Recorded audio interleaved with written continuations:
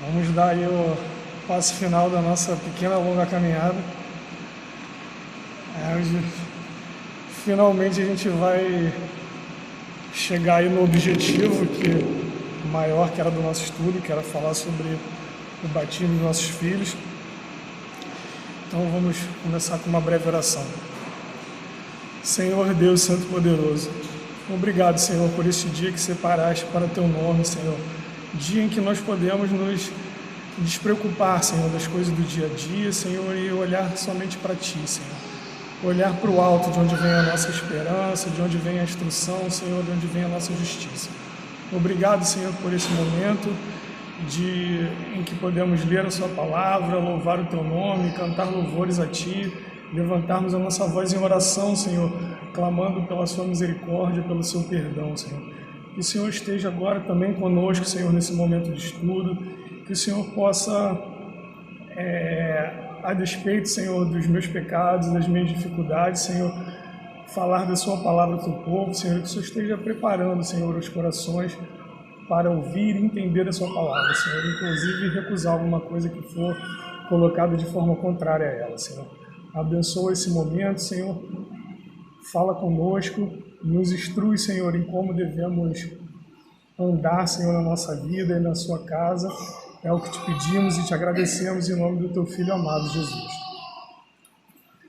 Então, irmãos, a gente passou aí 2 domingos estudando um pouco sobre a teologia da aliança. A gente tentou ali contar a história da redenção de forma resumida, de como Deus foi revelando a Sua palavra ao Seu povo, como a palavra foi sendo acrescentada, como Deus lidou com o povo em todo o período, desde a criação até aqui.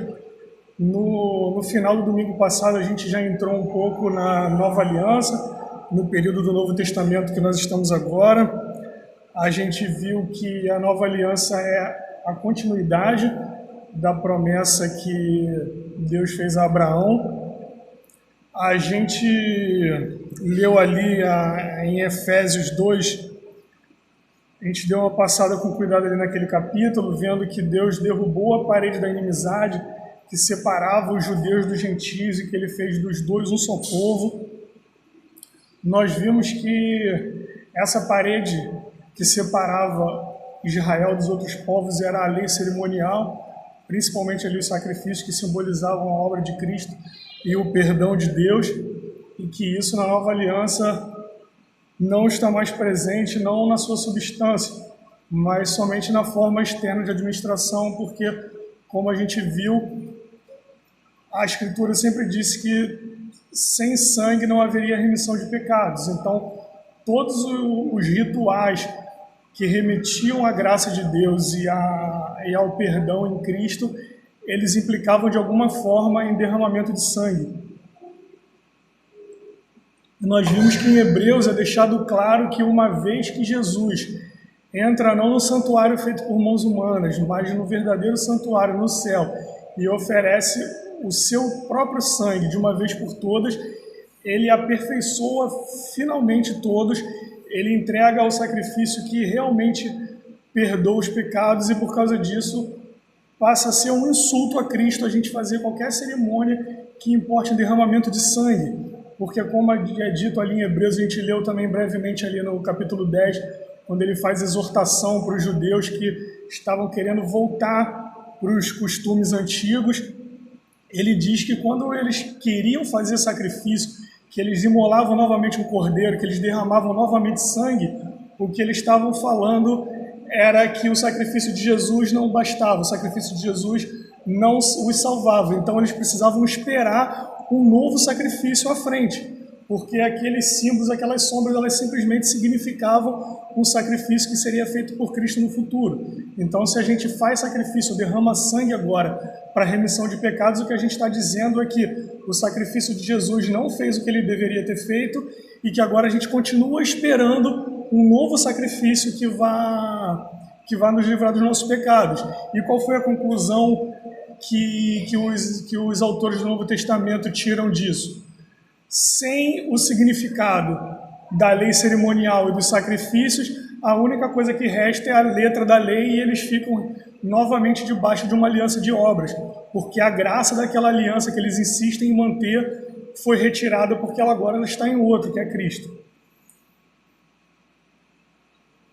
Então, voltando ali de onde nós paramos em Efésios, eu não vou ler novamente o texto de Efésios, mas reforçando essa ideia de que o povo de Deus, na nova aliança, ele é apenas um que reúne tanto gentios e judeus numa mesma aliança, numa mesma estrutura, não havendo mais essa diferença, como Paulo ali fala que foi derrubada a parede que fazia separação, que incitava inimizade entre os judeus e os gentios. Eu queria ler com os irmãos Romanos 11, do verso 16 ao verso 24.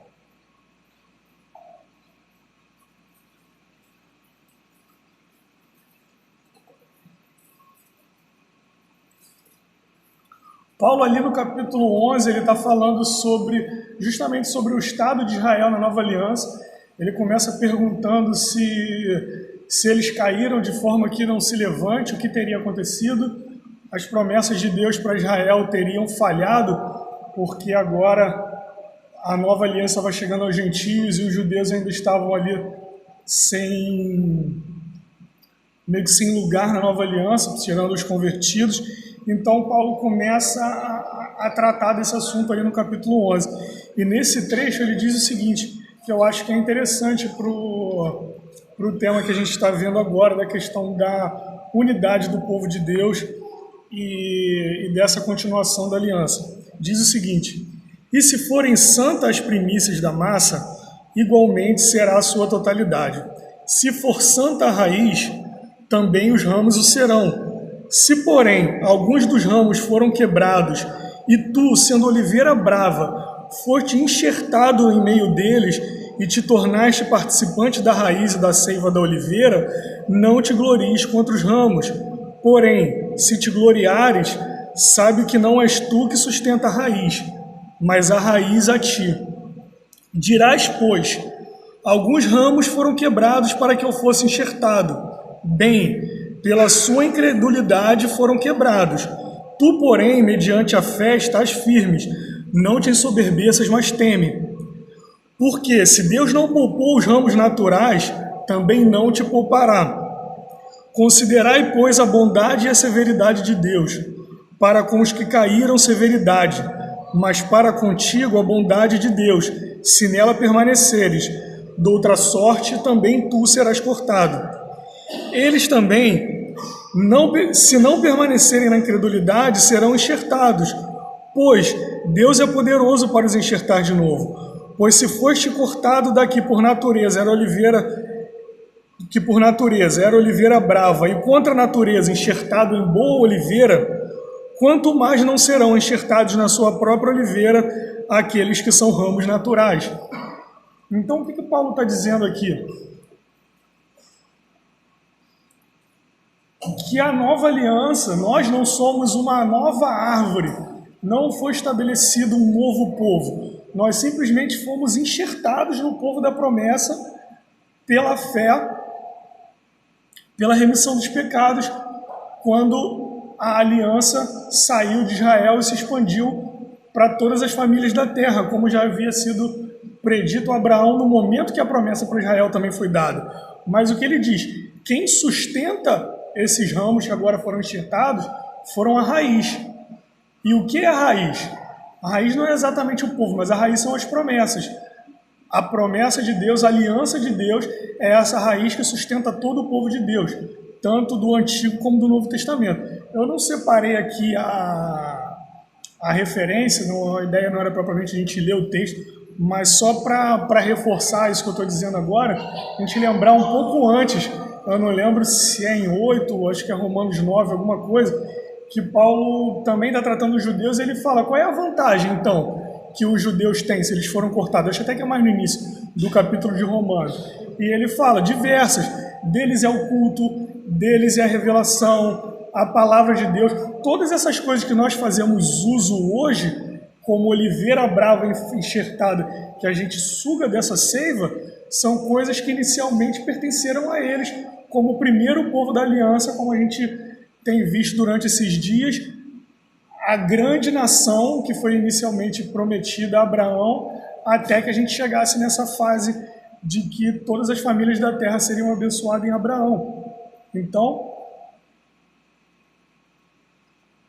quando Paulo diz que Abraão é o pai de todos os que creem, que nós estamos debaixo das promessas feitas a Abraão, uma das implicações práticas disso, como nós vimos em Efésios, como nós vimos em Romanos, e também ali no meio do Concílio de Jerusalém, que daqui a pouco eu vou falar um pouco mais, Pedro fala o seguinte: e não estabeleceu distinção alguma entre nós e eles, purificando-nos pela fé o coração. Isso está em Atos 15:9, ali no Concílio de Jerusalém, quando o Paulo e Barnabé voltam de pregar o povo gentio para Jerusalém, para reunir os apóstolos e os presbíteros, para que eles tivessem uma decisão final e firme se os gentios precisavam ou não ser circuncidados para abraçar a fé.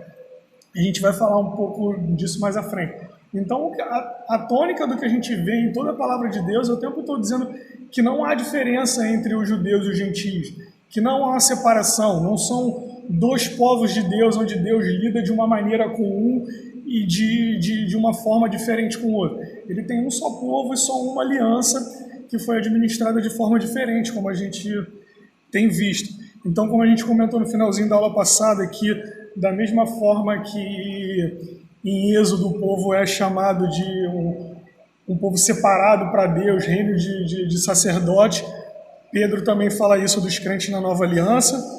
Quem estiver anotando referência é Êxodo 19, 5 e 6 e 1 Pedro 2, 9. A gente viu também ali em Gálatas que os cristãos são descendentes de Abraão, como nós vimos. Então, a gente precisa, quando a gente chega, até a própria confissão ela fala isso, que os textos mais difíceis ou os textos menos explícitos, eles devem ser interpretados à luz dos textos que são mais claros, para que a gente não comece a fazer contradição na palavra de Deus. Isso é um princípio importante de interpretação, porque um dos princípios da lógica e da busca da verdade que a gente tem como ferramenta disso, da nossa forma de pensar, da nossa racionalidade, é justamente que uma coisa não pode ser verdade e mentira dentro do mesmo contexto. Então, se a gente crê que a palavra de Deus é inspirada, que há uma mente inteligente e soberana que nos revelou isso, a gente não pode partir do pressuposto que Deus está se contradizendo, ou que as coisas não têm sentido. Na verdade, até isso é um pressuposto que vai além da palavra. Se a gente for estudar, a ver como surgiu a ciência moderna, a história da ciência moderna começou justamente partindo do pressuposto de que se há um Deus inteligente, criador, que ele lida através de regras claras e racionais, o homem poderia investigar a natureza e buscar essas regras, e entender essas regras, porque essas regras foram criadas por Deus. A necessidade de ter um criador inteligente estava por trás disso. Então esse é um princípio que vai além da nossa interpretação da palavra, mas principalmente na interpretação da palavra isso é muito importante. Então o que eu entendo, e isso é entendido por muitos na história da igreja, tudo isso que nós vemos até aqui, um dos objetivos principais é o seguinte: quando a gente olha para a nova aliança, quando a gente olha para os textos, quando a gente vai lidar com certas coisas que não estão explícitas, a gente precisa pressupor essa continuidade. O nosso pressuposto não é de ruptura e de novidade. O nosso pressuposto é de continuidade. Como nós vimos aqui, quais são as descontinuidades que a gente vê claramente na aliança? A lei cerimonial. E a gente simplesmente chegou por alguma sistemática alheia e disse: não, a gente não precisa mais fazer isso. Não, isso está claro e revelado na palavra. Então, a gente olha, lendo a Escritura como um todo, que as descontinuidades são pontuadas. E aonde não há uma pontuação clara, o princípio que rege é a continuidade, não o contrário. Então, como a gente vê que o povo é um, a aliança é um, a não ser que a gente tenha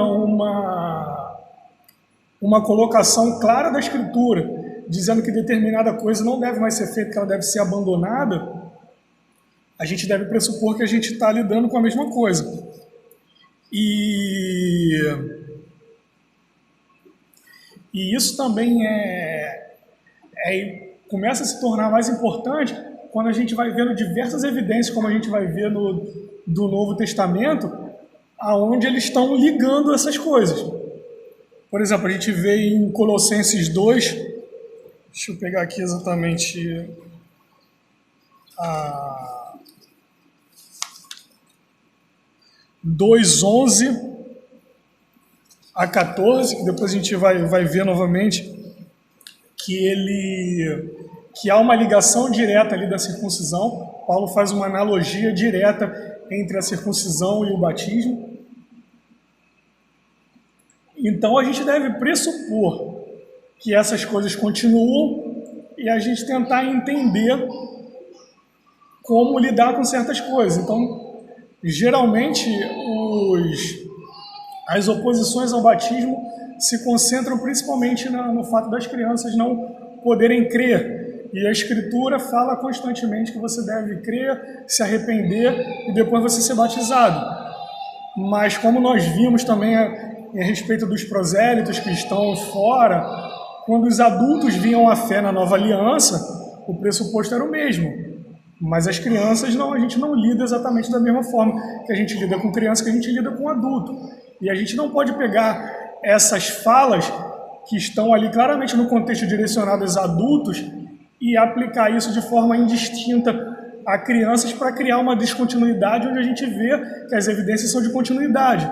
Então, por exemplo, Paulo fazendo uma exortação a alguns irmãos que estavam se aproveitando da bondade da igreja e não estavam buscando seu próprio sustento, Paulo faz uma exortação clara: aquele que não trabalhar, também não coma. Eu acredito que ninguém com bom senso vai deixar a criança morrer de fome ou colocar um bebê para trabalhar. O que pertence a adulto é adulto. Mas da mesma forma poderia ser dito, ali ele não está fazendo nenhuma explicação clara, ele não fez um introito, isso aqui só serve para adulto. Não, ele está conversando com adultos, ele simplesmente afirmou: quem não quer trabalhar também não coma, esperando que as pessoas fossem razoáveis a entender que isso não se aplica a um infante, a um bebê. Da mesma forma, quando estava saindo numa procissão missionária, eles iam pregar a palavra a um povo que, como a gente viu, estava fora da aliança. Ali em Efésios 2, Paulo é claro: enquanto os gentios estavam fora da aliança, eles estavam sem esperança, sem Deus no mundo. Eles estavam afastados de tudo isso, então eles estavam recebendo agora a fé pela primeira vez. Então eles iam pregar essa fé a quem? Para adultos. Quando a gente fala em batismo infantil, a gente está falando em batismo dos filhos da aliança. Ninguém sai para evangelizar bebê na creche.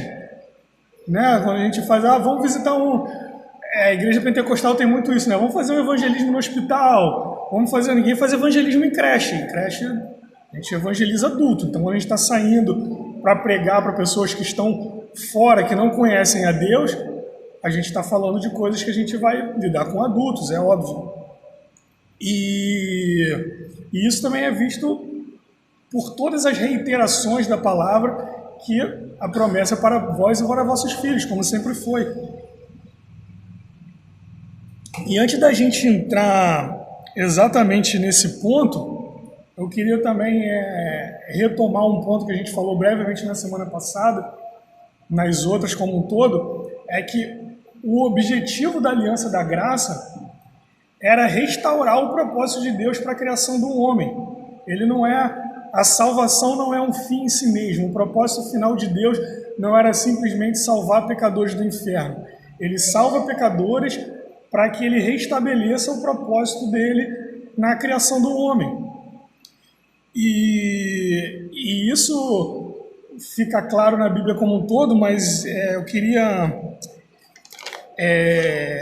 reforçar aqui com os irmãos, principalmente Romanos 8, de 19 a 22, onde Paulo afirma que a própria criação espera essa redenção.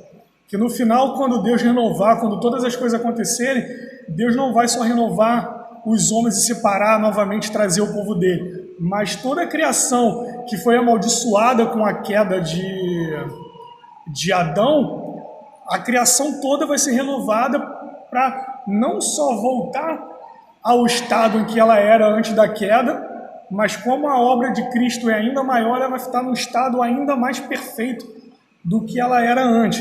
Então Paulo diz o seguinte: pois a criação está sujeita à vaidade, não voluntariamente, mas por causa daquele que a sujeitou, na esperança de que a própria criação será redimida do cativeiro da corrupção, para a liberdade da glória dos filhos de Deus. Porque sabemos que toda a criação a um só tempo geme e suporta angústias até agora. Então, pela maldição, a gente vê ali que Deus amaldiçoou a terra, que ela daria cardos e abrolhos. A própria criação foi corrompida quando a corrupção do homem entrou no mundo, e o objetivo de Deus é retirar toda a corrupção e voltar a esse propósito inicial que ele criou o homem. E um dos propósitos que Deus criou o homem era o de lidar com a criação, de dominar sobre a criação, reger a criação de forma piedosa, em submissão a ele. E um dos instrumentos, talvez não o principal no sentido do objetivo, mas para continuação da nossa espécie, foi a multiplicação através de filhos. Uma das primeiras ordens ali que Deus dá a Adão e Eva é de ser fecundos e multiplicáveis, como está ali em Gênesis 1, 27 e 28. Criou Deus, pois, o homem à sua imagem. A imagem de Deus os criou, homem e mulher os criou. E Deus os abençoou e lhes disse: sede fecundos, multiplicai-vos, enchei a terra e sujeitai-a, dominai sobre os peixes do mar, sobre as aves dos céus e sobre todo o animal que rasteja pela terra. Então, eu entendo que quando você coloca ali, você vai vendo todas as alianças. Em Adão, foi para Adão e sua posteridade, tanto que nós todos caímos. Depois, já ali, após a queda, a primeira profecia sobre o Messias já veio falando da semente, das sementes que seriam separadas e que teriam inimizade entre as sementes. Em Noé, a aliança foi feita com ele e a sua família. Com Adão, com Abraão, foi com Abraão e sua descendência. Em Moisés, com os filhos de Israel e a sua descendência. Com Davi e sua descendência. E quando a gente chega no Novo Testamento, não é diferente. Em Atos 2, 38 e 39, Pedro, ali no primeiro sermão depois do Pentecoste, ele fala exatamente a mesma coisa, seguindo o mesmo padrão. Respondeu-lhes Pedro: arrependei-vos e cada um de vós seja batizado em nome de Jesus Cristo, para a remissão dos vossos pecados, e recebereis o dom do Espírito Santo. Pois para vós outros é a promessa, para vossos filhos e para todos que ainda estão longe, isto é, para quantos o Senhor nosso Deus chamar. Então, por que isso? Porque a continuidade da aliança ela está diretamente ligada à continuidade da espécie. Eu ouvi muita coisa, inclusive no YouTube. Tinha momentos que eu não podia estudar, então eu ia no metrô e alguma coisa, botava lá quase tudo que apareceu de batismo infantil ali no YouTube, eu ouvi para, de alguma forma, tentar enriquecer o estudo. E o reverendo Lyndon Duncan, talvez alguns de vocês conheçam, ele faz parte do ministério do R6 Pro, esqueci o nome agora, e eu assisti uma palestra dele sobre isso. Ele cita uma estatística, eu acho que isso não é de toda essa relevância, mas é interessante a gente pensar que ele fala o seguinte, que eu não me lembro exatamente a porcentagem, mas era uma porcentagem muito alta da Igreja de Cristo, das pessoas naquele tempo que professavam o nome de Cristo, a maioria eram filhos de crente. Essa é a forma natural, a forma orgânica do crescimento da igreja. Por mais que a palavra para ser pregada em todo o mundo, a gente está em tempo todo devendo fazer missão e pregar quem não conhece a Deus, mas a verdade é que boa parte do mundo já recebeu a palavra de alguma outra forma. A gente deve continuar evangelizando, mas assim, tirando povos muito afastados de alguma forma, quase o mundo inteiro já ouviu falar em Jesus e tem alguma luz a respeito do Evangelho, tem a história, coisas testemunham como o nosso calendário é separado entre antes e depois de Cristo. Pode não ser uma grande revelação especial a respeito da obra salvadora de Cristo, mas a verdade é que todos conhecem. E por mais que haja necessidade de pregar por novas conversões, mas essa é a forma natural do crescimento da igreja. É o crescimento orgânico. A prolongação, a continuidade da espécie é também a continuidade da igreja. Por isso tem uma relevância grande e por isso que a Escritura a todo tempo faz uma diferença clara entre os que são filhos de crentes, os que são filhos da aliança e os que não são, como a gente vai ver. Então, mais uma vez, a gente precisa pressupor essa continuidade. Então, o argumento do silêncio, ele favorece grandemente a continuidade dos nossos filhos da aliança, porque foi assim que Deus lidou com o seu povo desde todo o tempo. Mas nós temos algumas evidências de que isso continua. Não bastava o silêncio importar na continuidade dos filhos da aliança, principalmente no recebimento do sinal. A gente tem diversas evidências, ainda que não exista claramente um batismo de uma criança no Novo Testamento, não é dito expressamente, estávamos lá no culto e chamamos sua família, a família de fulano, com seu filho que nasceu, e a gente deu o selo da aliança para essa criança. Não existe. Mas também a gente não vê nenhum filho de crente adulto sendo batizado. Então eu diria que a gente está no 0 a 0, pelo menos nessa situação, mas a gente vai ver que há diversas evidências apontando para essa realidade da continuidade. Então a primeira é essa. Da mesma forma que é falado diversas vezes que a gente está debaixo das mesmas promessas, das mesmas coisas, dessa vez Pedro, num contexto onde ele está falando do batismo, como a gente leu, ele afirma expressamente que a palavra, que essa promessa, a promessa da aliança é para vós e também para vossos filhos. Alguns podem dizer, mas também é que os que estão longe. Ele está falando para os judeus ali, porque naquele contexto realmente, quem estava ali ouvindo aquele sermão no Pentecoste, aonde o Espírito Santo desceu, era uma reunião de judeus e prosélitos.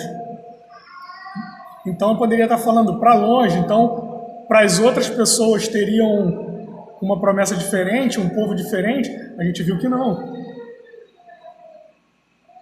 Que há um só povo. Então, apesar de Paulo ter dito que essa promessa era para eles e para os filhos dele, mas também para os que estão longe, isso não pode de forma alguma chegar à conclusão de que não é para os filhos de que estão longe que seriam alcançados pelo Evangelho, porque dos dois povos ele fez um. Como o próprio Pedro fala em Atos mais para frente, como a gente leu ali em Atos 15, não foi feita diferença nenhuma entre nós e eles. E até a respeito dessa questão da promessa ser para os filhos, eu queria falar brevemente com os irmãos sobre Jeremias 31, de 31 a 37, porque isso é claramente uma profecia da nova aliança. Não bastasse o texto claramente falar que farei uma nova aliança, e a gente vê que, então, quando ali na instituição da ceia, Cristo pega justamente no momento da Páscoa, onde era imolado o Cordeiro Pascal, e ele fala, esse é o sangue da nova aliança, pode não estar ali tão claro, mas a gente precisa entender que Cristo conhecia perfeitamente todas as profecias do Antigo Testamento, onde era chamada nova aliança. Então, quando ele fala, esse é o sangue da nova aliança, ele está dizendo, já era até um indício, a gente não podia ter tão claro como a gente tem lá em Hebreus, dizendo que os sacrifícios e o derramamento de sangue iriam terminar depois do sacrifício de Cristo. Mas quando ele pega ali o vinho e ele diz, esse é o sangue da nova aliança, ele estava remetendo a essas profecias que fala que seria feita uma nova aliança com a casa de Israel, quando ele diz, esse é o sangue, ou seja, não vai ser mais sangue, esse vai ser a nossa referência ao sangue. Já é um indício que mais para frente a revelação foi dada mais clara. Então é sempre importante, por isso que esse princípio é importante. A gente interpreta os textos que não são explícitos através de outros que são explícitos, para que a gente possa aprofundar esse entendimento. E essa profecia de Jeremias, ela é interessante porque ele fala que ele ia escrever ali no coração e que nessa nova aliança um não ia ensinar o outro, não ia ter necessidade, porque o conhecimento de Deus ia ser tão abundante que não teria mais necessidade de um irmão ensinar outro irmão. E essa profecia é uma profecia muito abusada, e por outras coisas que não é exatamente nisso, chegou-se em alguns momentos o absurdo de dizer que não precisava pregação da palavra porque um não ia ensinar o outro. É como se a gente fosse nos reunir, mas a gente não ia ter mais ensino. O Espírito ia revelar para cada um. Os anabatistas tinham posições muito, muito complicadas, a gente vê isso ali muito no contexto de Calvino. Calvino debateu, teve problemas direto com esse grupo que se dizia crente. E então uma das coisas que alguns batistas reformados falam é o que essa profecia está querendo dizer? Que na nova aliança só teria regenerado. Então, como só tem espaço para regenerado na nova aliança, e uma criança ainda não tem fé, ela não crê, não é regenerada, que isso era um indício de descontinuidade na nova aliança. E aí, assim, né, alguns eu não quis fazer desse estudo um debate, nem ficar, eles dizem isso, a gente diz aquilo. A gente está num trabalho aqui interno para a nossa igreja. Meu objetivo era trabalhar isso na Escritura, como diz, qual é a base. Depois, se fosse necessário alguém com alguma dúvida, a gente conversar a respeito, era no segundo momento. Mas o objetivo é estabelecer as bases bíblicas, não é ficar debatendo com ninguém. Mas como isso é uma coisa dita geralmente pelos batistas reformados, é uma questão que implica continuidade e descontinuidade, eu achei interessante falar sobre isso. Eu cheguei a pensar, poxa, acho que eu vou ler alguns comentários. Eu cheguei a ler o comentário do Matthew Henry, daquele comentário de toda a Bíblia. O pastor tem, de repente, se alguém tiver curiosidade, pede para tirar umas fotos, mandar no grupo da igreja, se não for muito longo. Eu consultei também o comentário de Calvino, e eu pensei, fazer uma exposição básica ali para mostrar que não é basicamente isso. Mas depois eu acabei desistindo, que eu achei que isso não era necessário para o nosso objetivo. Eu vou ler o texto e irmãos me digam se concordam comigo. Eis aí vem dias, diz o Senhor, em que firmarei nova aliança com a casa de Israel e com a casa de Judá, não conforme a aliança que fiz com seus pais, no dia em que os tomei pela mão para os tirar da terra do Egito, porquanto eles anularam a minha aliança, não obstante eu os haver desposado, diz o Senhor. Porque esta é a aliança que firmarei com a casa de Israel depois daqueles dias, diz o Senhor. Na mente lhes imprimirei as minhas leis, também no coração lhes inscreverei. Eu serei o seu Deus e eles serão meu povo. Não ensinará jamais cada um ao seu próximo, nem cada um ao seu irmão, dizendo, conhece ao Senhor, porque todos me conhecerão, desde o menor até o maior deles, diz o Senhor. Pois perdoarei as suas iniquidades e dos seus pecados jamais me lembrarei. Assim diz o Senhor, que dá o sol para a luz do dia e as leis fixas à lua e as estrelas para a luz da noite, que agita o mar e faz bramir as suas ondas. Senhor dos exércitos é o seu nome. Se falharem estas leis fixas diante de mim, diz o Senhor, deixará também a descendência de Israel de ser uma nação diante de mim para sempre. Assim diz o Senhor: se puderem ser medidos os céus lá em cima e sondados os fundamentos da terra caem lá embaixo, também eu rejeitarei toda a descendência de Israel por tudo quanto fizeram, diz o Senhor. Ou seja, independente do que isso queira exatamente dizer, uma coisa ela não quer dizer: que os filhos de crente estão fora da aliança simplesmente porque eles não foram regenerados.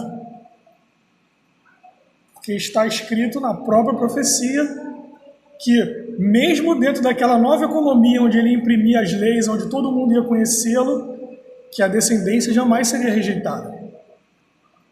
Então, assim, é uma coisa realmente constante. É muito difícil você ter algum lugar onde fala da promessa e que não é colocado a promessa para a descendência junto.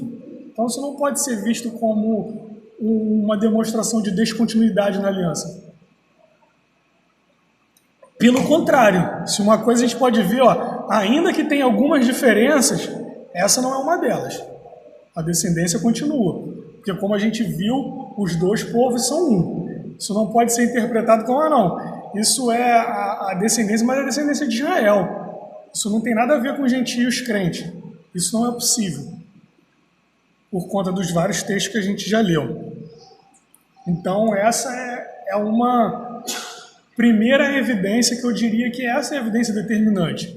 A aliança continua sendo dita sobre a nova aliança, reiteradas vezes no Antigo e no Novo Testamento, que a promessa é para quem? Para os crentes e para os seus filhos. Uma segunda evidência bíblica que é apontada é que, como a gente já viu um pouco, falando que a gente já viu que a regeneração ela também significa que a circuncisão ela também significa a justificação pela fé, como Paulo diz, relembrando Abraão, que ele diz que Abraão creu e aquilo lhe foi imputado como justiça e por isso ele recebeu a promessa. Paulo diz que a lei que veio 400 anos depois não pode revogar a promessa que foi dada pela fé e não pela lei. Diversas vezes isso é colocado, a circuncisão, significando exatamente a mesma coisa que significa o batismo, que é a regeneração pela fé.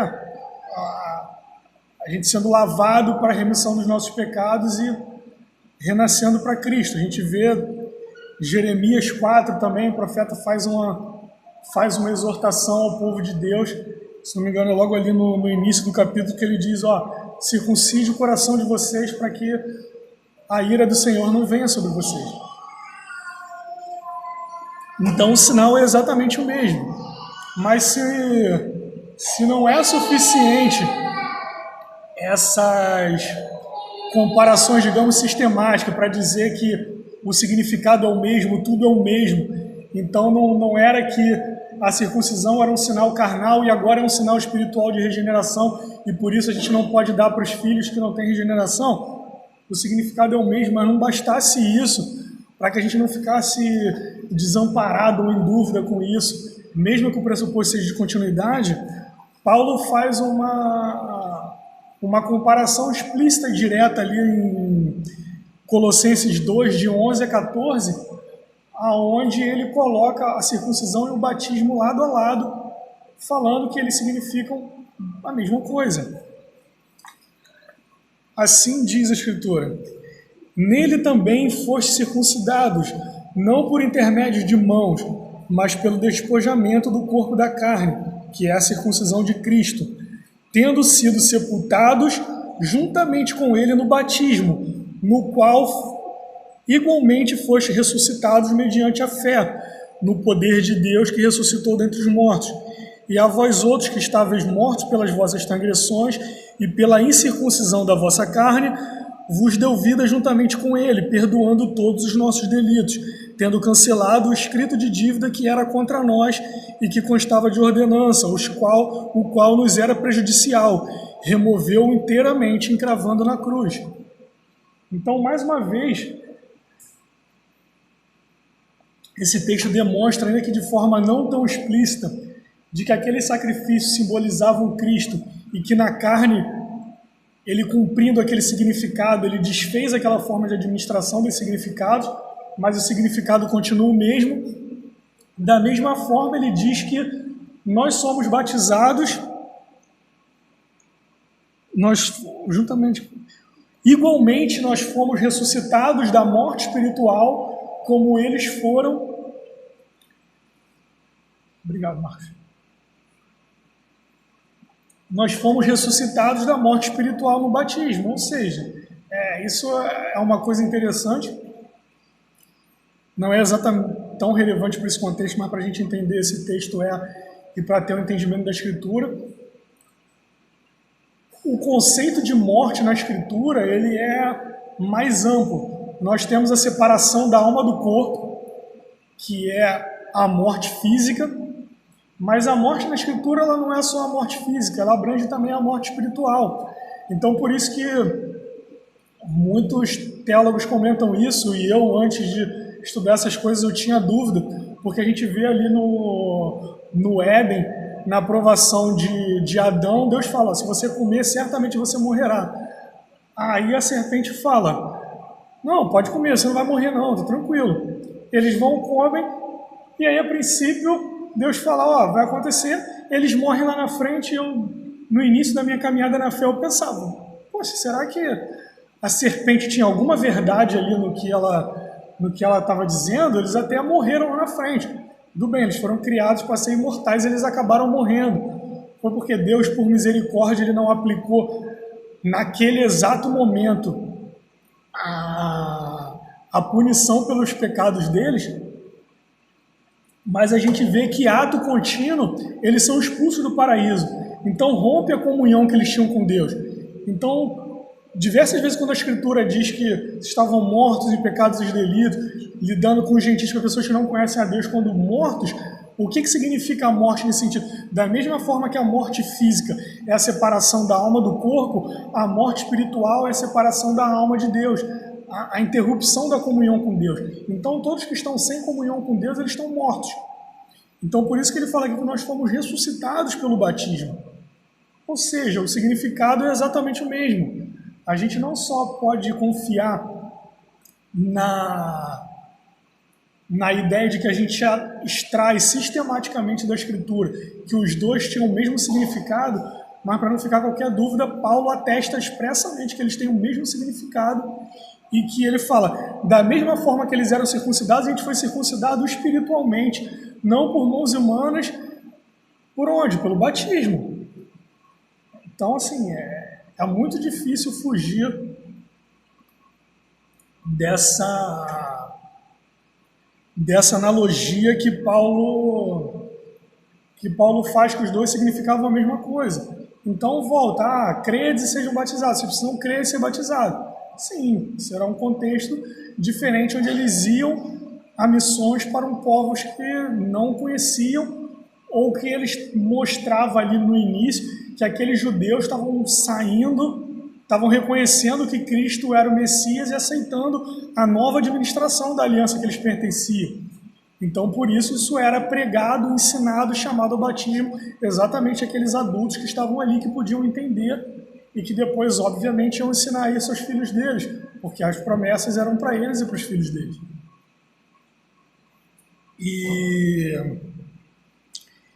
E disso resulta uma terceira evidência, que é o seguinte: a Escritura, tanto no Antigo como no Novo Testamento, ela faz uma distinção clara entre os filhos dos crentes e os filhos dos incrédulos.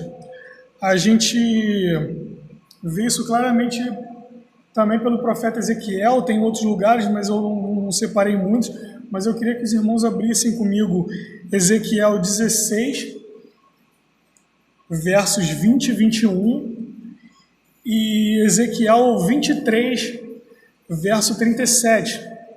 E esses versos é muito interessante, porque é o profeta pronunciando diretamente a palavra de Deus em primeira pessoa, e isso é uma coisa que me faz temer e tremer como pai. Eu tenho tenho tentado manter isso sempre nas minhas orações, para que eu seja sempre lembrado que a filha não é minha filha é de Deus. Olha o que diz a Escritura, numa exortação que o povo faz ao povo da sua idolatria. Demais, tomastes a teus filhos e tuas filhas, que me gerastes, e os sacrificastes a elas para serem consumidos. Acaso é pequena a tua prostituição? Mataste a meus filhos e entregastes a elas como oferta pelo fogo. A mesma sentença é repetida depois em Ezequiel 23:37. Porque adulteraram, e nas suas mãos a culpa de sangue, com os seus ídolos adulteraram, e até os seus filhos que me geraram ofereceram a eles para serem consumidos pelo fogo. Ou seja, um crente, ele não gera filho para si, ele não gera filho para o mundo, ele gera filho para Deus. Nossos filhos são a semente santa, é a continuação do povo de Deus. Fala. É Ezequiel 23:37.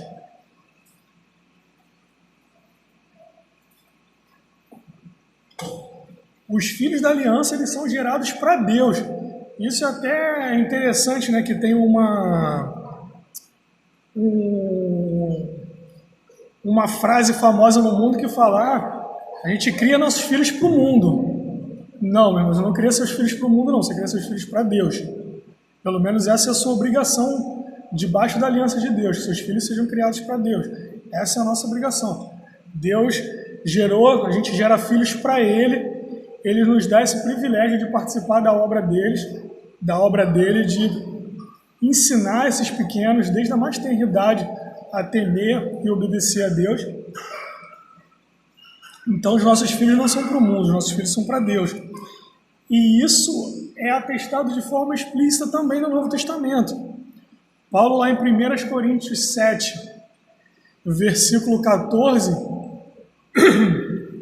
ele demonstra claramente que há uma separação dos filhos de crente. Ele chama a atenção que mesmo quando só um dos pais é crente, a separação dos filhos continua, desde que eles tomem as rédeas desse ensino, que eles ensinem os seus filhos no caminho do Senhor.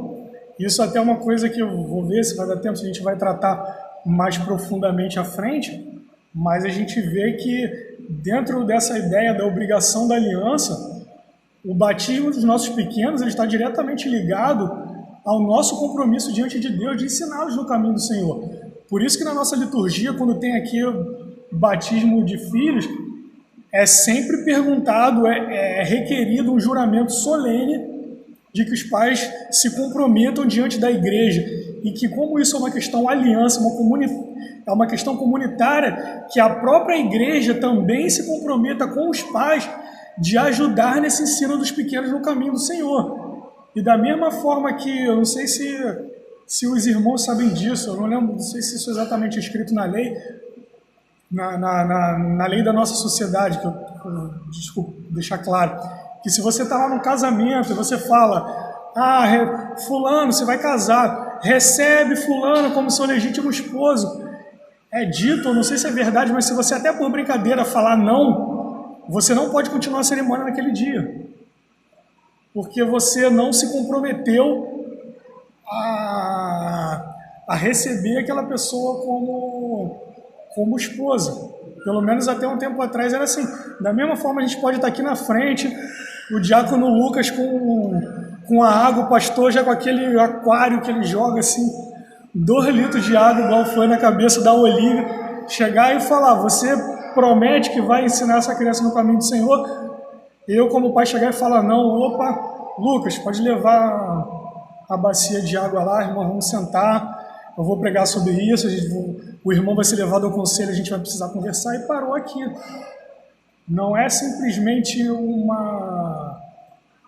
uma coisa por osmose, simplesmente porque saiu, é gerado nosso, ele imediatamente tem um direito natural de receber o sinal da aliança. O sinal da aliança ele vem se os pais realmente fazem parte da aliança, eles se comprometem a cumprir essa aliança. E por isso o sinal vem como um penhor do que a obra que esses pais vão fazer e que Deus vai fazer no coração dessa criança através do trabalho desses pais, como a gente vem sendo ensinado aqui por diversas semanas, e o pastor sempre volta nesse ponto. Então é interessante tocar nesse assunto. Mas eu queria ler o texto com os irmãos, porque um dos autores que eu li, ele me chamou uma atenção para uma coisa muito interessante. Olha o que Paulo diz. Porque o marido incrédulo é santificado no convívio da esposa, e a esposa incrédula é santificada no convívio do marido crente. Doutra sorte, os vossos filhos seriam impuros, porém agora são santos. E John Murray ele fez uma observação muito sagaz, que me impressionou, que ele fala o seguinte: se você vê no contexto do capítulo, Paulo está tratando de um problema que parecia ser comum ali na igreja de Corinto, como é comum hoje. Irmãos que se converteram, já casados, e por algum motivo o cônjuge não acompanhou na fé. Eles foram primeiro ou sozinhos. E aí fica aquela discussão. E aí, o que eu faço? Agora eu estou numa aliança com Deus, mas eu tenho uma aliança com meu cônjuge. Eu abandono, eu não abandono? Quando eu posso, quando eu não posso deixar esse cônjuge incrédulo? Como isso vai funcionar? E Paulo vai trabalhando ali toda aquela questão de como um crente que se converteu dentro de um casamento deveria lidar com seu cônjuge. E aí, dentro desse contexto, vem essa afirmação de Paulo do que seus maridos, e ele fala: de outra sorte, vossos filhos seriam impuros, mas eles são santos. Então, o que John Murray fala? Ele fala que Paulo usa uma coisa que parecia ser uma verdade bem estabelecida naquele povo para ilustrar o ponto numa coisa que eles tinham dúvida. Então, essa verdade de como é a santidade dos filhos da aliança, ela não é tratada de forma profunda ali, porque ela não era o objetivo daquele coisa. Ele só pegou um argumento que era uma coisa que era bem sedimentada dentro daquela igreja, para que ele falasse: ó, tá vendo? Vocês estão querendo saber como é que o marido lida com a esposa. Então, o que ele falou, ó, o marido incrente é santificado no convívio com a esposa crente, da mesma forma. Por quê? Porque senão os seus filhos seriam impuros. E eles não são, eles são santos. Então ele usou essa verdade que já era bem estabelecida naquela igreja como um argumento retórico para tratar de uma outra coisa que era ali.